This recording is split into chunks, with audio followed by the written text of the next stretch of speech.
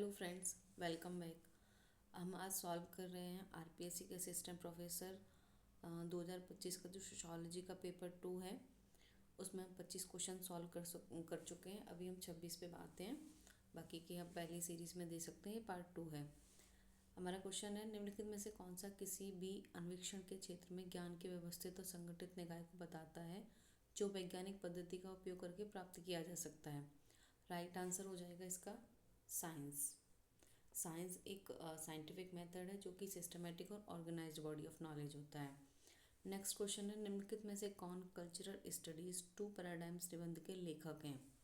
लेखक हमारे हैं स्टुअर्ट हॉल, और ये तीनों जो भी हैं होगार्ट, विलियमसन और हॉल, इन तीनों ने कल्चरल स्टडीज़ को ये पायनियर माने जाते हैं, एस्टेब्लिश किया था ब्रिटेन में। ये क्वेश्चन हम पहले सॉल्व कर चुके हैं और इसके कई क्वेश्चंस आए थे कल्चरल स्टडीज़ से, तो आपको इसको क्या अच्छे से देखना है कल्चरल स्टडीज़ के बारे में। और हमारा नेट का भी ये क्वेश्चन एक पीवाईक्यू है कल्चरल स्टडीज़ से रिलेटेड।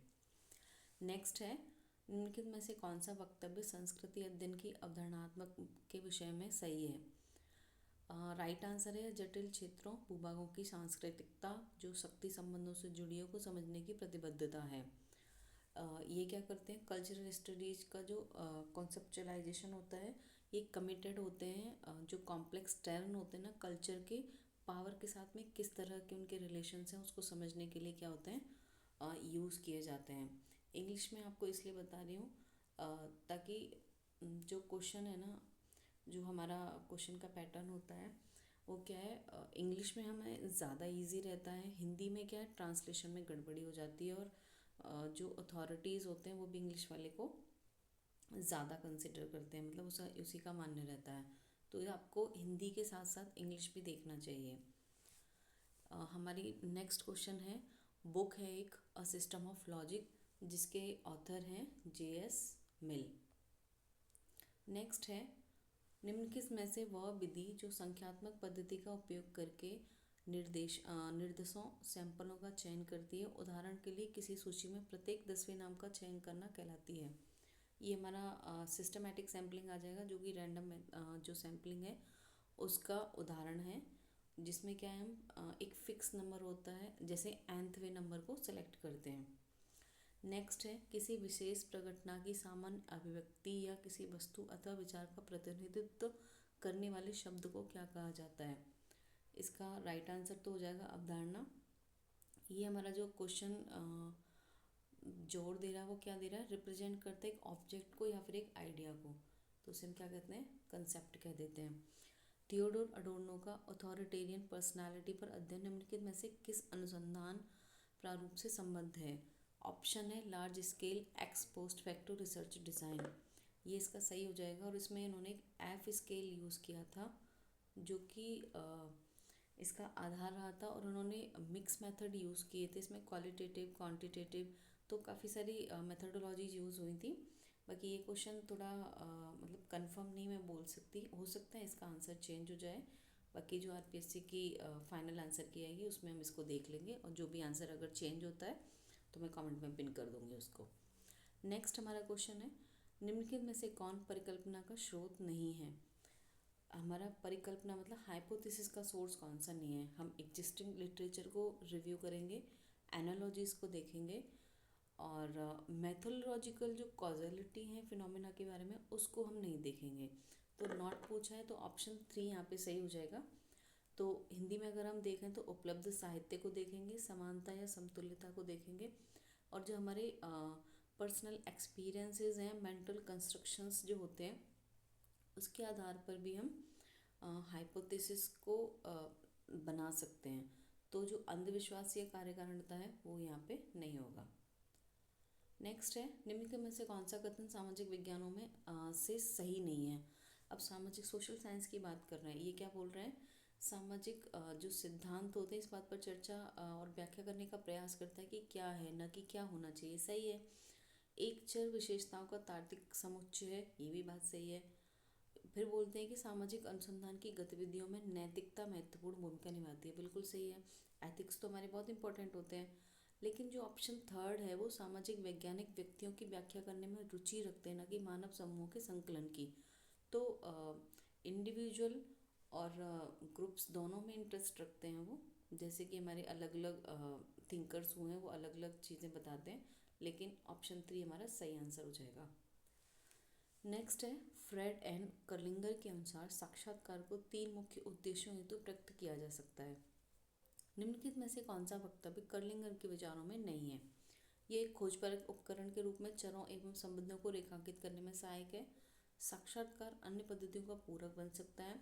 ये अनुसंधान का मुख्य उपकरण हो सकता है। ये तीनों सही हैं, लेकिन ये जो फोर्थ है ना, प्रदत्तों के संकलन के लिए साक्षात्कार में अत्यधिक समय नहीं लगता है। मतलब अगर हम डेटा कलेक्शन में, इंटरव्यू में तो ये टाइम कंज्यूमिंग होता ही है इंटरव्यू, तो हमारा ये क्या हो जाएगा, गलत हो जाएगा। कोई कोई क्वेश्चन क्या होता है, जैसे थिंकर के नाम के साथ हम कंफ्यूज हो जाते हैं, लेकिन अगर हम कॉमन सेंस अगर यूज़ करें और हमें रिसर्च आता है तो हम उसे आसानी से सॉल्व कर सकते हैं।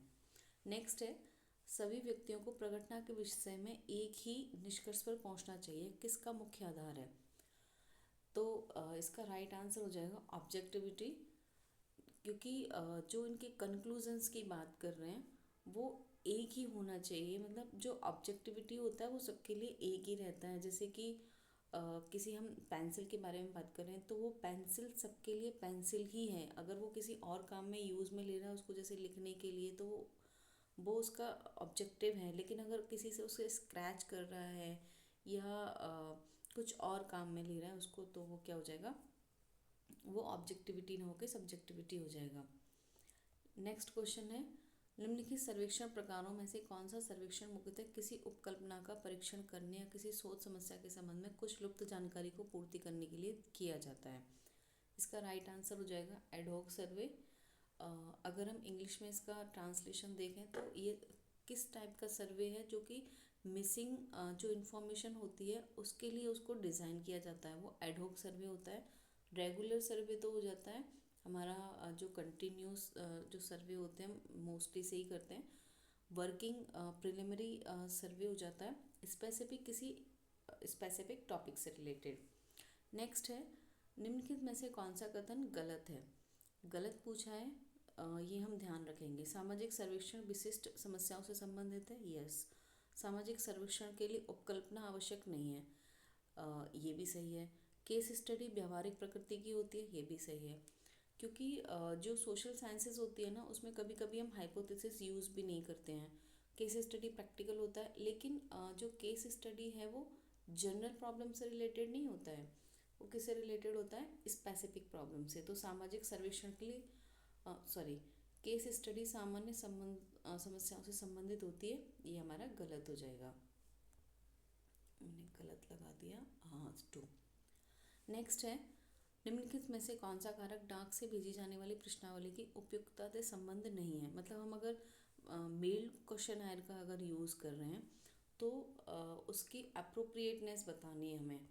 तो यहाँ पे जो राइट आंसर हो जाएगा, जब उत्तरदाता हैं वो बहुत आसानी से हमें मिल जाते हैं, मतलब इजीली हम एक्सेस कर पाते हैं उनको, तो ये हमारा राइट आंसर हो जाएगा। तो कि हम उनका इंटरव्यू भी ले सकते हैं और हमारे पास कई सारे मेथड होते हैं जिनके थ्रू हम डेटा कलेक्ट कर सकते हैं। लेकिन अगर हमारे जो डेटा है वो बहुत एक्सटेंसिवली फैला हुआ है और सोशल ग्रुप्स हैं अलग अलग तरह के, लोकेशंस अलग अलग हैं, तो हमें क्या है, मेल क्वेश्चनायर ज़्यादा अप्रोप्रिएट रहती है उस मेथड में। नेक्स्ट क्वेश्चन है, मिशेल फूको ने उन 4 क्षेत्रों को रेखांकित किया है जहाँ विमर्श को विशिष्ट रूप में खतरनाक की संज्ञा दी जाती है। निम्नलिखित में से कौन सा क्षेत्र गलत है? मिशेल फूको ने डिस्कोर्स की बात की है और वो 3 डिस्कोर्सेस की बात करते हैं, जिसको डिस्कोर्स को यहाँ पे क्या बोला गया है, विमर्श बोला गया है। तो वो पॉलिटिक्स, सेक्सुअलिटी एंड मैडनेस, राजनीति, यौनिकता और पागलपन। लेकिन हिस्ट्री की वो बात नहीं करते हैं। हिस्ट्री तो उनका एक मेथड था जिसके थ्रू वो ये सारी चीज़ों का अध्ययन करते हैं। नेक्स्ट क्वेश्चन है, किसी विशेष विषय, सिद्धांत अथवा शोध प्रश्न के बारे में लिखी गई सभी बातों का सर्वेक्षण है। ये सर्वेक्षण किस में पाया जाता है, हमारा पर्टिकुलर टॉपिक, रिसर्च या थ्योरी से लिटरेचर रिव्यू। नेक्स्ट है, निम्नलिखित में से कौन सी अवधारणा दुनिया को देखने के हमारे दृष्टिकोण के बारे में हमारी धारणा को अभिव्यक्त करती है? मतलब हमारे अंजप्शंस जो होते हैं, हम किस तरह से वर्ड को देख पा रहे हैं। तो मेरे हिसाब से इसका आंसर ऑन्टोलॉजी होगा। जितने भी मैंने सोर्सेज देखे हैं, अगर आरपीएससी कुछ और चेंज करती है तो I will let you know. Next question है, निम्नलिखित में से किन्होंने रक्षित नृवंश विज्ञान, साल्वेज एथनोग्राफी पर इस विश्वास के साथ कार्य किया है कि नृवंश वैज्ञानिक का कार्य सांस्कृतिक विविधता, जिसे पश्चिमीकरण से खतरा है, का अध्ययन है, वो उसको रिकॉर्ड करना है। मैलिनोव्स्की इसके राइट आंसर हो जाएंगे। नेक्स्ट है, प्रतिभागियों के चयन के लिए रैंडम सैंपल विधि एक प्रभावी तरीका क्यों होता है?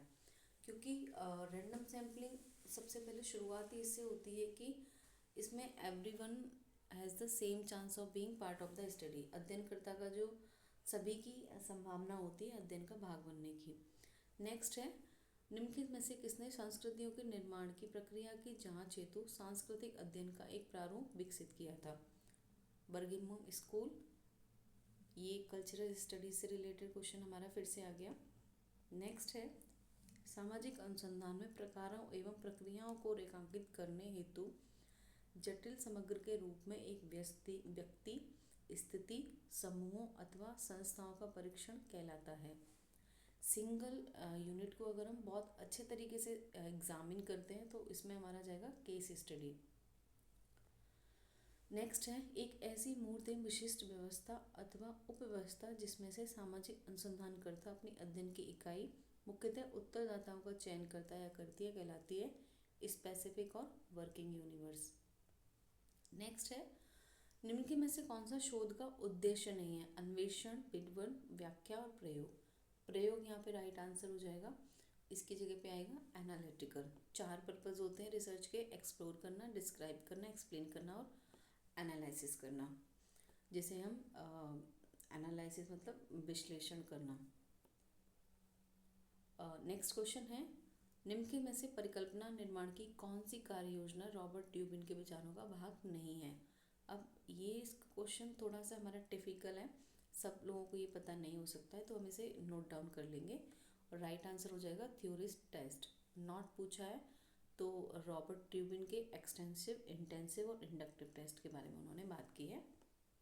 नेक्स्ट है, डब्ल्यू लॉरेंस न्यूमान के अनुसार क्षेत्रीय साक्षात्कारों में निम्नलिखित में से प्रश्नों का कौन सा प्रकार सम्मिलित नहीं है? Reference questions. ये इसमें सम्मिलित नहीं है, ये इसका राइट आंसर हो जाएगा। और जो सम्मिलित हैं वो हैं डिस्क्रिप्टिव, कॉन्ट्रास्ट, स्ट्रक्चरल।